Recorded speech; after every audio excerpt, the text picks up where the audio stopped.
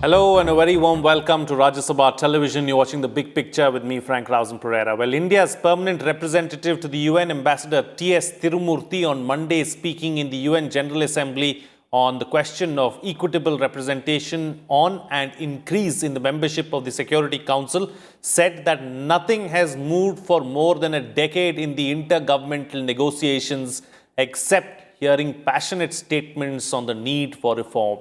Criticizing the absence of even a single negotiating text, Tirumurthy said that the IGN has become like a platform for debate in a university rather than a serious result-oriented process in the United Nations consisting of sovereign member states.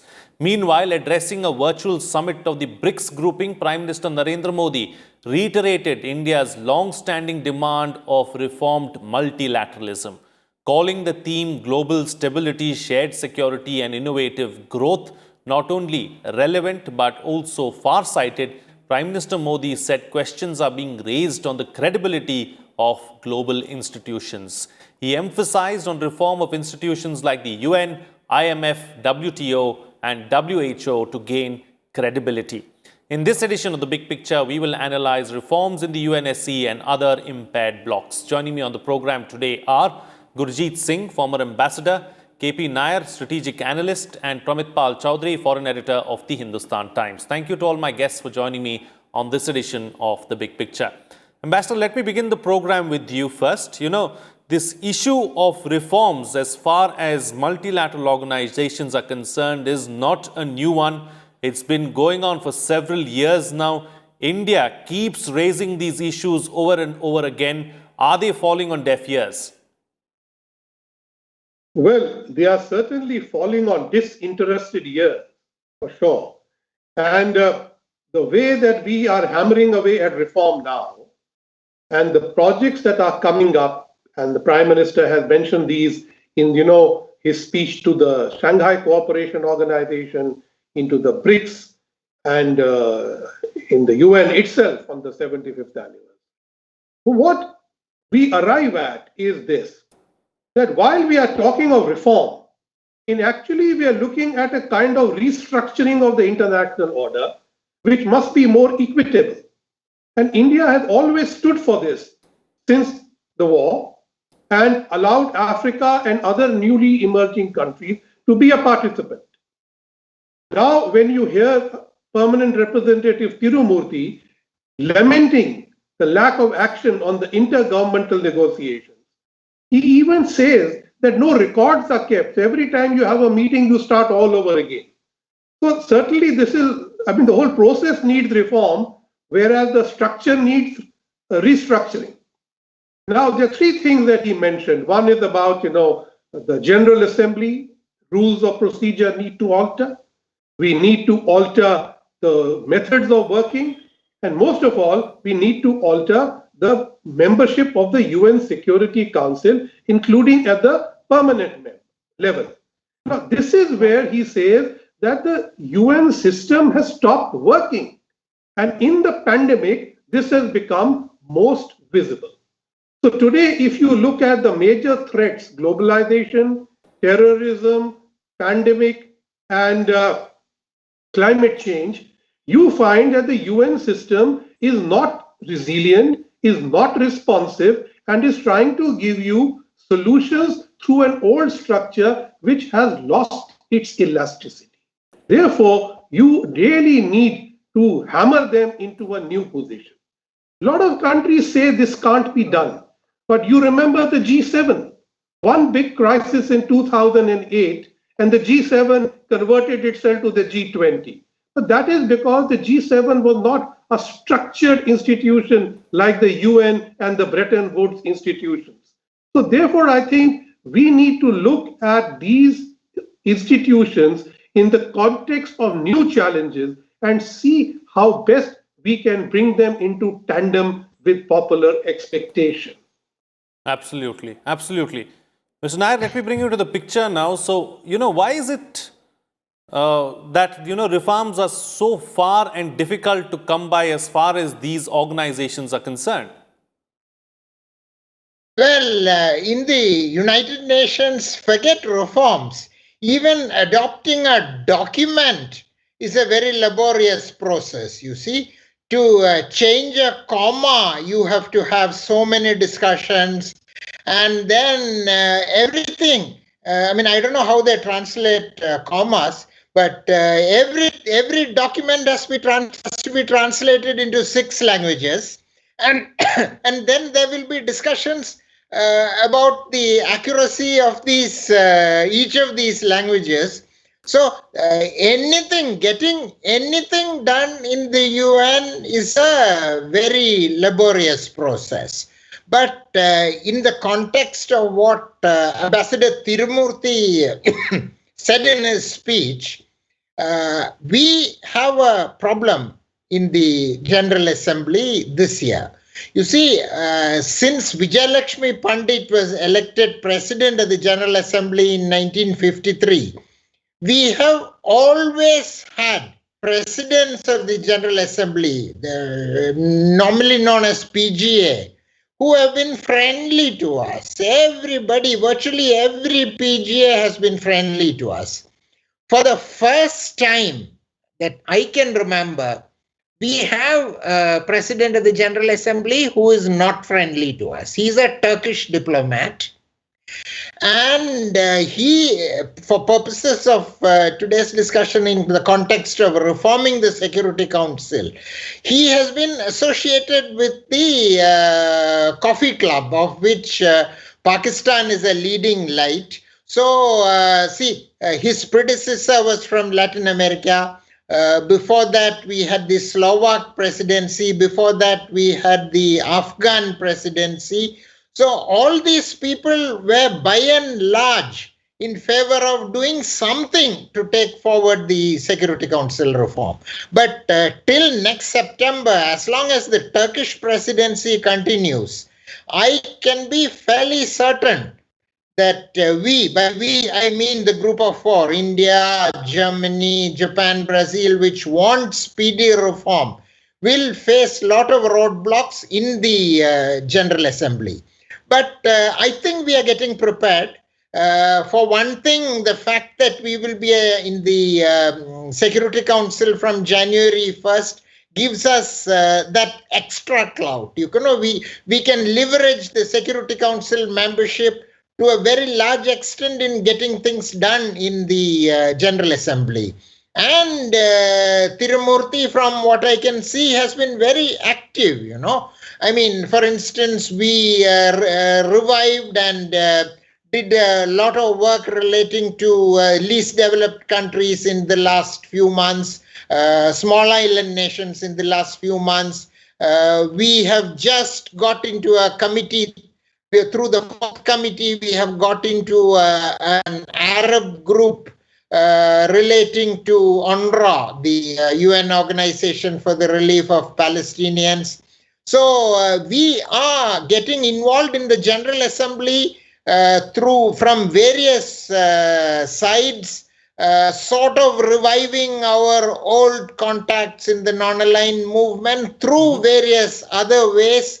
So we are making an effort, but as I said, the reform this year and next year, till September, is not going to be easy. There will be a lot of challenges, but we have to grit our teeth and make an effort to move it forward as far as possible. All right. So in such a scenario then, Pramit Pal Chaudhuri, what should India's options be really going forward? Because this is something of utmost importance as far as we are concerned. Well, UN Security Council reform, while it's of course greatly important to us, we have to recognize that this is a relatively long-term program. However, we were able to get through a draft text through the General Assembly last time. An opening sort of opened up, we were able to get that through.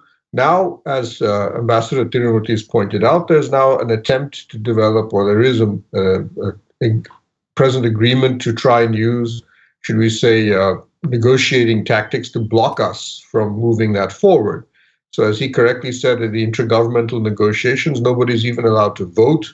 As Ambassador Gurjit Singh mentioned, there are no notes taken. These are procedural issues designed to ensure that that draft text does not move forward. So the first step we need to do, which the ambassador laid out in his speech to the UN, is try to break that procedural jam, so that at least a draft text can begin to move forward. The second element is more difficult, which is to see how we can get the permanent members in the Security Council, the 5 ones who hold veto power, because any single one of them can effectively veto any further, any move to the reforms if it goes forward beyond the General Assembly. That will be more difficult because at present, the original, should we say, opportunity that arose because all 4 out of the 5 members supported India's entry. The Americans and the Europeans were coming to a sense that they'd had too many seats, that UK, France, and perhaps a combined EU seat or a single European seat would make sense. And so it was only China that remained opposed, and at least privately the Chinese said, though it wasn't probably completely true, that they were prepared to allow us in, but they were not prepared to allow Japan in, for example. If we were not part of the G4, they might reconsider. Now, at the present state of the UN SC5 members, we have, at least under the Trump administration, a government that is a US that is hostile to any change, or actually just disinterested in the UN altogether. China remains, if anything, even more adamantly now opposed to an Indian change. Even Russia is not enthusiastic about changing. It's not opposed to us, but it doesn't want to water down or dilute its position. And with Britain leaving the European Union, Britain does not want to give up its seat either, so there is no question of a single European seat anymore. So in many ways, the present window at the Security Council level doesn't exist. So it's going to take a while. But there's no reason why you shouldn't prepare the ground otherwise for potential reform at some later point. It's hard to predict sometimes when these windows open diplomatically for us to move forward. Absolutely. Go ahead. No, I was just saying, but other than that, we do have other issues in the UN which fall short of UNSC reform, but ones which we are concerned about. One, we need to reform, it's very clear, reform a number of UN agencies. The World Health Organization did not cover itself in glory during this pandemic. The World Trade Organization is limping, and it needs to be changed in some ways. We are increasingly concerned about the number of UN agencies which have been systematically taken over by the Chinese. If I'm correct, a Chinese person now heads 5 UN agencies, which is a record for any country, and is actually unprecedented. And you can see the Chinese now pushing agendas in the UN that are specifically designed to promote themselves. For example, at a time when we are banning or moving to stop Huawei 5G technology, they are trying to get UN agencies like the International Telecommunications Union to endorse Huawei 5G equipment as a UN standard. So that's another area, that's an immediate area that we need to be working on. Absolutely. All right. So taking the discussion forward then, so it's not just limited to the UNSC, like you mentioned in your opening remarks, Ambassador. These multilateral organizations need to be abreast with the times, and they need to be, up to date. So, it's not just limited to the UNSC, but even others like, the WTO, WHO, IMF, and other wings and other bodies and other blocs too need to be, we need to see reforms there too. Most certainly. And I would say, for instance, the IMF reform, being rather technical, is not openly discussed. But I think that is very important because the way IMF deals in a prescriptive way with developing countries is rather sad. So I think when India has the G20 leadership, we should look at IMF reform because the G20 have a pretty strong say as a number of countries in what the IMF does. And I think we should not be apprehensive of what the Chinese will not do, but try and reform the IMF for the betterment of the world around us. Secondly, there is undoubtedly, as I said, pandemic big issue. Therefore, WHO needs to be empowered to become much more responsive to the requirements in dealing with pandemics. This, I think, structurally, it is not organized to do so. Third, the WTO. we are now looking to elect a new Director General where the will of the majority is being thwarted by one country. So this kind of thing goes on, this bargain hunting. But the point in the bargain hunting is sometimes you end up with very cheap alternatives. So this is something we need to avoid. So how to improve the functioning of WTO, particularly the dispute settlement mechanism, which is vital for developing countries, is something we need to keep working on.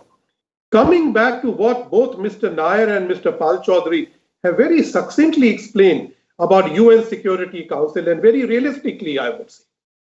So one of the realistic points about this is, this mantra that we have got, that we support the common African position. And when you support the common African position, which is unclear on who are its nominees for the Security Council, which insists that it will decide, not the General Assembly, but the African Union will decide who the nominees are, is not something which is conducive to the settlement of this issue. And most people, therefore, use the mouthing of this mantra to keep saying, say, how confused this is. Secondly, most African countries left to themselves would simply like an expansion in the non-permanent space. So that is where they have better chances of getting in. Not the permanent. They have no real interest in permanent because they don't know who's going to be the permanent member. Whereas the G4 thinks we have a birthright. But please remember, what we are looking for is a amendment to the charter. And if that amendment ever comes, we will all have to go to the General Assembly to fight elections to fill the new seats. So I think, as Mr. Chaudhuri said, that this is not something going to happen soon.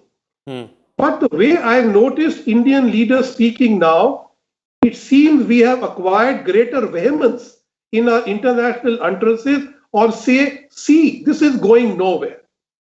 The second point is that, France, I think, is now a very good friend of India. It is for us today what Russia was in earlier years in the Security Council, our Suraksha Kavach. Now, and as Mr. Pramit Paul Chaudhuri said, Britain is quite unsure with Brexit how much more exit it has to do. So what you are left with really is China, backed by Russia, and the United States. Now, both of them don't want to change the Security Council to a large extent. In fact, if you ask me, the Chinese today are the arch conservatives on UN reform. They don't want anything to reform because they have gamed the system. And as he said, they are holding 5 presidencies of different organizations. Here, I bring you to the question. Have we focused too much of our diplomatic energy on UN Security Council reform and not focused on other agencies? Why is it that we have late candidatures and weak candidatures? Why don't we have a plan to take over some agencies either through election or through nomination by the Secretary General? We seem to be missing out here on both counts. So I think we need to look at restructuring in a little broader way. Absolutely. I think that's a very valid point that you've raised there. I want to take that particular point forward with Mr. Nayar. Mr. Nayar, as far as some of these agencies are concerned, should we start focusing on some of these smaller agencies and should we not invest heavily in the UNSC, at least for the time being, because we know it's a long drawn out process and that's something that we can keep chipping at, over the years. And should we focus on other agencies where we can have an immediate impact? That is necessary, as Ambassador Gurjit Singh said, and implicit in your question. But in a way, I would say that at least to a limited extent, we have started doing that. For example, the Prime Minister this year unusually spoke at the ECOSOC, Economic and Social Council meeting. That, as far as I recall, this is the first time that in recent times a Prime Minister has addressed an ECOSOC meeting. And of course, we cannot ignore the fact that a Pakistani has just been elected, Munir Akram, as president of ECOSOC. But I don't think that was the main consideration in the Prime Minister addressing ECOSOC. We cannot let go of these organizations. We have a lineage, we have a tradition. ECOSOC, for example, from 1946, the 3 sessions of ECOSOC, an Indian headed it, the famous civil servant Ramaswamy Mudaliar, you see. Then, as I mentioned earlier, Vijay Lakshmi Pandit at the UN General Assembly, but of course we cannot go back to that position. So I would say that we have started doing this in a small way, but our steps have to be very gingerly. Earlier, there was a reference to Bretton Woods Organization, World Bank and IMF and all. You see, we have to do it very carefully. For example, World Bank and IMF reform, you see. If we try to reform these financial organizations, we may come up with something to our disadvantage. For instance, we get loans from the soft loan windows of these organizations. Some years back, the developed countries, Britain in particular, as far as I recall, said that India should no longer be given soft loans, loans from the soft loan window, because India has developed. These are meant for countries that are not so developed. India has moved forward. India is an emerging economy. It's in the G20, so we must stop these soft window loans for India. So should we give up these benefits in an altruistic effort to reform these organizations? So should we look at the benefits we are getting, or should we look at, in an unselfish way, look at the broader interest? So we have to very carefully plan ahead, you see. That Absolutely. Applies to the takeover of smaller organizations also. But I think that we are indeed going ahead in a small way. And I would like to make a small reference to what Ambassador Gurjit Singh said about Africa. As far as I recall, he has lived in Africa and he has handled Africa before in our headquarters. I thought it was very significant that the Prime Minister yesterday at the BRICS meeting mentioned Security Council reform, because the South African president was there. And it was necessary to underscore this point about Security Council reform in the presence of the South Africans, because, as Ambassador Gurjit Singh said, that the Africans are a problem. Otherwise, long ago, G4 would have become G5, including the Africans. So that is something we need to pay attention to. Right, sure. All right. And so what's the best way forward then? Pramit Pal Chaudhuri, close the show for us with your concluding remarks on the best way forward. Well, I think while we maintain, as I said, we have to move forward on trying to break the procedural jams that have been put in place at the General Assembly. That has to be the next step to move the draft forward. In the ultimate goal, whether we should recognize it's going to take a while for UN Security Council reform, we will need to still continue to talk to the permanent 5 members as to what their positions are and persuade them to reconsider at least some of their foot dragging on this issue. And the Biden administration will be a particularly important player for us over the next 4 years.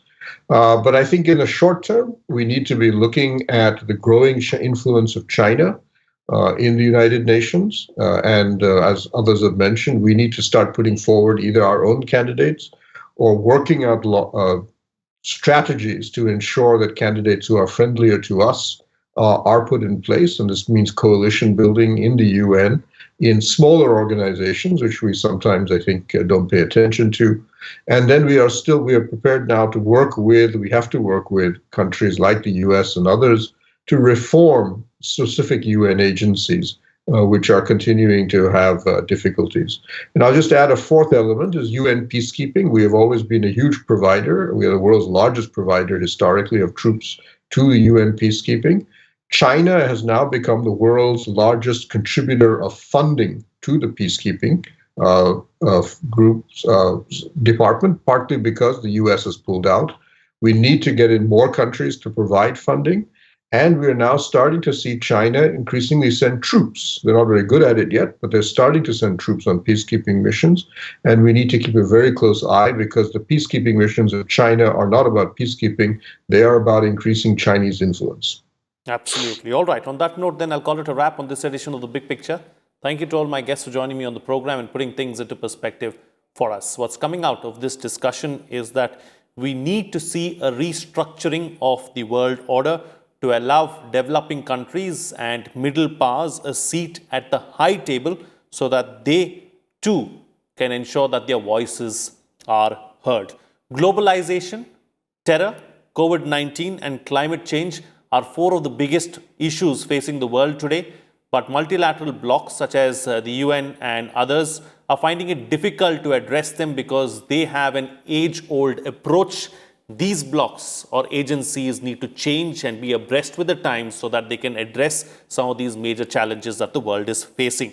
As far as the UN reforms are concerned, let's not forget the UNGA presidency is with Turkey at this point in time, and Turkey is seen to be close to Pakistan and does not want to see any kind of reforms in the UN, as this will be in India's interest. Reforms across the board are necessary, and we have to continue to push for reforms at all levels, and we need to watch out for China's aims, goals and ambitions as far as the UN and other bodies and agencies are concerned as well. With that, it's a wrap. See you again next time.